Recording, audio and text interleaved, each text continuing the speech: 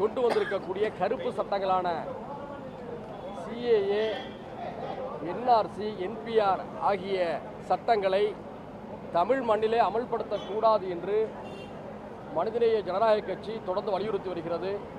தமிழகத்தில் இருக்கக்கூடிய பெரும்பாலான அரசியல் கட்சிகளும் மக்கள் இயக்கங்களும் சமூக நீதி அமைப்புகளும் அதைத்தான் வலியுறுத்தியிருக்கின்றன.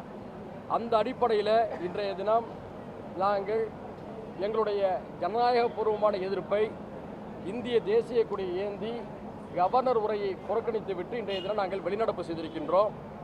மேற்கு வங்கம், சத்தீஸ்கர், மகாராஷ்டிரா, ஒரிசா, ஆந்திரா உள்ளிட்ட மேற்கு வங்கம் உள்ளிட்ட பல்வேறு மாநிலங்களிலே இந்த கருப்பு சட்டங்களை அமல்படுத்த மாட்டோம் என்று சொல்லியிருக்கிறார்கள். கேரளாவிலே இந்த சட்டங்களை திரும்ப பெற வேண்டும் என்று தீர்மானம் நிறைவேற்றியிருக்கிறார்கள். அதன்படி தமிழகத்திலே இந்த சட்டங்களை திரும்ப பெற வேண்டும் என்று சட்டமன்றத்தை கூட்டி தீர்மானம் நிறைவேற்ற வேண்டும். நாங்கள் அவசர பொது முக்கியத்துவம் வாய்ந்த கவன ஈர்ப்பு தீர்மானத்தையும் கொடுத்திருக்கின்றோம்.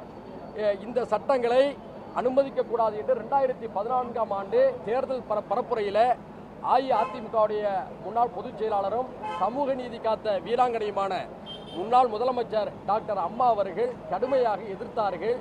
பாஜகவுடைய தேர்தல் அறிக்கையில் சுட்டிக்காட்டப்பட்ட இந்த சம்பவத்தை தேர்தல் பரப்புரையில் எடுத்துக்கொண்டு இது மதச்சார்பற்ற நாடு, இந்த நாட்டிலே இப்படிப்பட்ட சட்டங்களை நிறைவேற்றக்கூடாது என்று பரப்புரை செய்தார்கள். அதை இன்றைய அதிமுக தலைமைக்கு நாங்கள் நினைவூட்டுகின்றோம்.